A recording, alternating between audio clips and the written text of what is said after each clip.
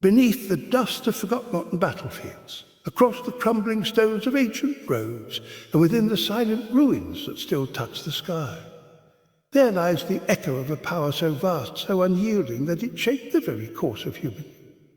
This was not merely an empire of swords and shields, but a vision carved in stone, written in law, and etched into the soul of civilization itself. This was Rome. Beneath the shadows of time, that refused to be silenced. A name that has outlived kingdoms, crossed centuries, and continues to shape the very world we walk upon today. Rome. To speak of it is to summon the roar of legions, the clash of steel, and the echo of marble halls where power itself was given form. Yet before the empire, before the grandeur and glory, there was only struggle. A city, fragile and exposed, that should never have survived. And yet it did. Upon the banks of the Tiber River, a cluster of huts clung to the earth. Farmers, shepherds, outcasts, and wanderers gathered there, bound not by riches, but by resilience. They faced enemies on all sides, tribes stronger, cities older, kingdoms richer. The world around them sought to erase them before their name could even be carved into stone. But within their bones burned a defiance that could not be broken. They told stories of wolves and brothers, of Romulus drawing a line in the dirt and defending it with blood. Whether myth or truth, it did not matter. For in that tale lay the essence of Rome, survival through struggle, identity born of conflict. Others prayed for mercy. Rome prepared for war. Every defeat hardened them. Every betrayal taught them. They learned from the Etruscans how to build, from the Greeks how to think, from their enemies how to fight. But they were never content to simply imitate.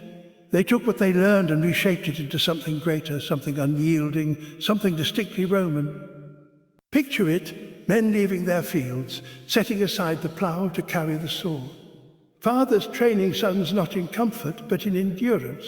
Families sacrificing wealth and blood, not for themselves, but for a city they believed eternal.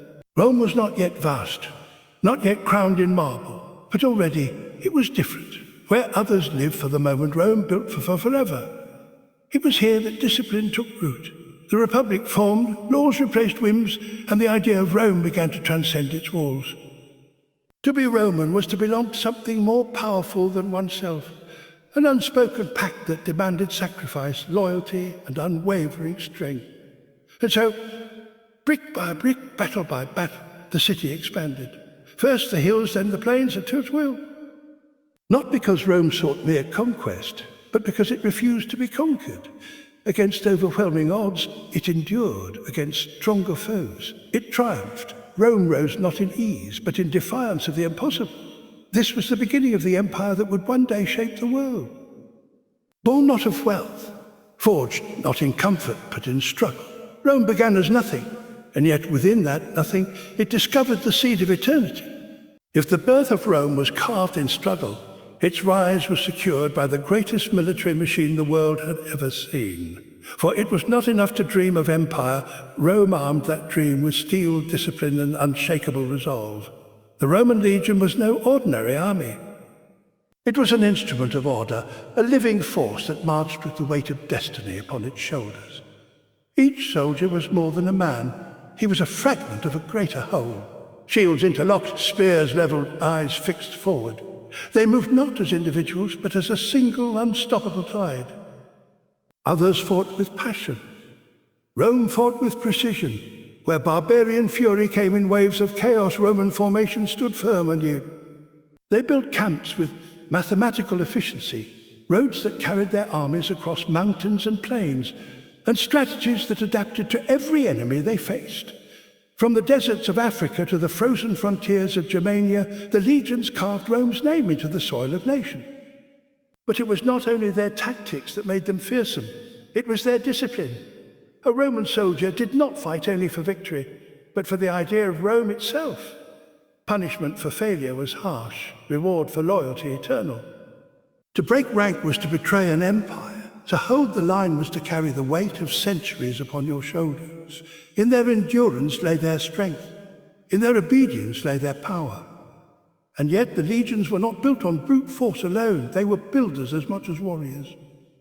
Where they marched, they left behind roads, bridges, and fortresses. Conquest was not destruction, it was transformation. Lands that once resisted were soon bound to Rome, not merely by fear, but by infrastructure, by commerce, by law. Rome did not just conquer bodies, it conquered minds. Picture the clash, the thunder of shields, the glint of sunlight on ire, the silence before two armies met, the storm. But time and time again, when the dust cleared, it was the eagle standard that still stood. The world began to see the legions not simply as soldiers, but as destiny incarnate. With every victory, Rome expanded its reach. Carthage was reduced to ashes, Greece was humbled, yet its wisdom absorbed. Egypt, Gaul, Hispania, Britannia, all fell one by one until the Mediterranean became a Roman lake, a sea ringed by the banners of empire. And so the world learned a truth. Rome was more than an empire of will. Its legions were not just armies. They were the iron heartbeat of civilization itself. If Rome conquered with its legions, it endured through its genius. For an empire of swords alone will one day fall to sharper blades. But Rome built not just to rule, it built to last. Across valleys and mountains, roads stretched like veins of stone, binding lands together into a single beating heart. All roads lead to Rome, not as a phrase, but as a living reality. Upon those roads marched legions, traveled merchants, and spread ideas that would outlive the empire itself. Aqueducts arched across the landscape, carrying water to cities where fountains poured life into every corner. Where once there was dust and wilderness, Rome raised marble and order. Amphitheaters roared with voices, forums echoed with debate, and temples reached toward the heavens as symbols of both power and faith. Even now, centuries later, those ruins defy time, whispering of an age when humanity dared to command stone as if it were clay. But Roman engineering was more than monuments. It was survival, efficiency, and unity. Fortresses rose at the edges of the empire, watchtowers scanned the horizon, and bridges leapt across rivers once thought impassable. To the Romans, nothing was unconquered. Mountains could be cut, swamps drained, and seas bridged with ships that moved like floating fortresses. Imagine a soldier, weary from campaign, marching not across mud, but upon a road so straight and enduring it would outlast his children's children. Imagine a city, once small and fractured, now bound by sewers, markets, and forums, all woven together by the invisible hand of Roman planning. This was not chance. This was vision turned to stone. It was identity. Each road, each amphitheater declared the same truth, that Rome was eternal. To stand upon Roman stone was to stand upon the foundation of an empire that believed itself destined to shape the future, and in many ways it did. For long after its legions fell silent, the bones of Rome remained. Its aqueducts inspired modern waterworks. Its architecture inspired cathedrals and capitals. Its roads became the pathways upon which kingdoms rose. Rome's stones did not crumble into dust. They became the cornerstone of civilization. Rome taught the world that empires of war may rise and fall, but empires of stone, of thought, of vision, they endure. Yet the might of Rome was not measured only in stone or steel.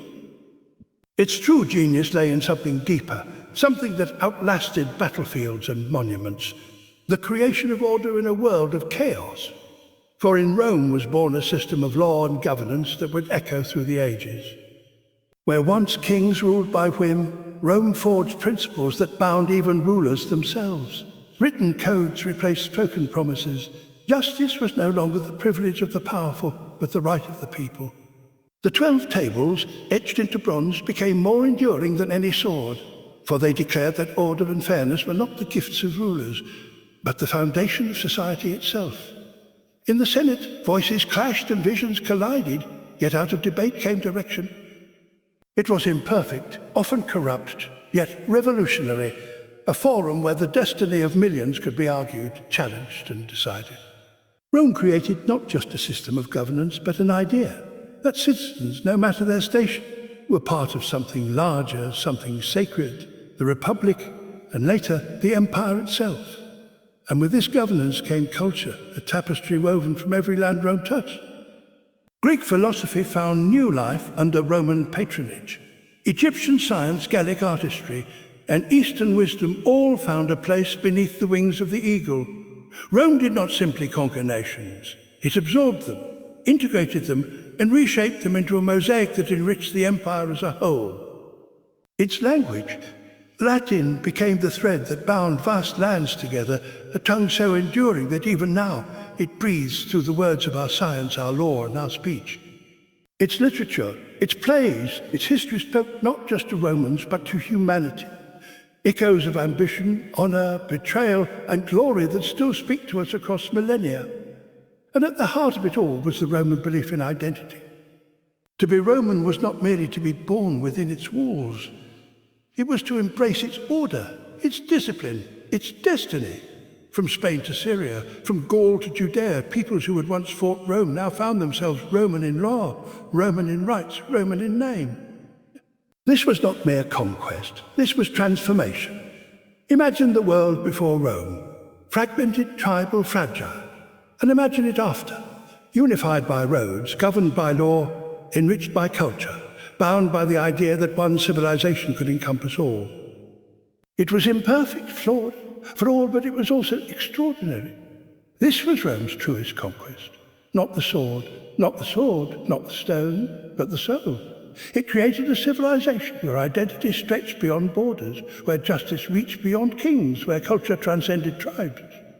An empire not only of land, but of the human spirit. And then, as all empires must, Rome began to crumble. Its walls shook beneath the weight of corruption, its legions fractured, and the eternal city itself was brought to its knees by fire and sword. For centuries, the heart of the empire beat slower, weaker, until at last it seemed to fall silent. But Rome never truly died. Its ashes fed the soil of the future. Kingdoms rose, each carrying fragments of its greatness. The laws of Rome became the backbone of justice across Europe. Its language, Latin, evolved into tongues that still shape the way we speak today.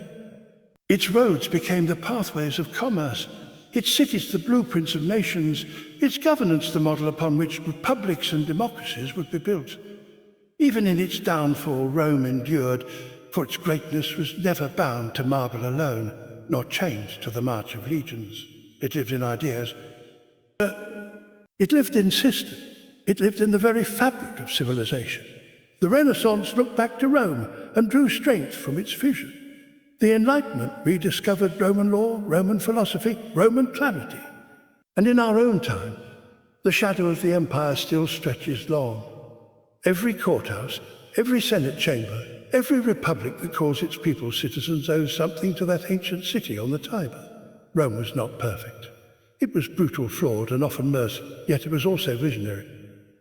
It proved that humanity could reach beyond tribe and border, that order could outlast chaos, that ideas could build an empire far stronger than swords alone.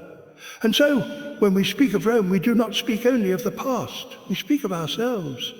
For in every law we uphold, in every road we build, in every voice raised in assembly, Rome lives again.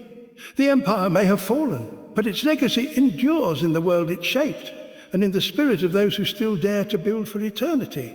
And so we stand upon the shoulders of giants. Beneath our feet lie the stones of roads they carved. In our laws beat the rhythm of their justice, and in our very words echo the language of their minds. Rome may have fallen, but Rome never vanished. It became the foundation upon which the world was built. The question that remains is not what Rome was, but what we will be. For if a handful of farmers and shepherds on the banks of the Tiber could rise to shape the destiny of civilization, then what excuse have we, who inherit the wisdom of ages, to dream small? Rome teaches us this: greatness is not born of comfort, but of struggle. Not of chance, but of discipline. Not of fleeting ambition, but of vision that dares to stretch beyond centuries. If they could carve eternity from mud and stone, then so too can we carve a future worthy of remembrance. Let us not be content with mediocrity. Let us not shrink from challenge. Let us build roads of understanding, aqueducts of knowledge, forums of unity, so that when history looks upon us, it may say that we too were builders of an endured road. Rome was the empire that shaped the world. Now it is our turn to shape the world yet to come.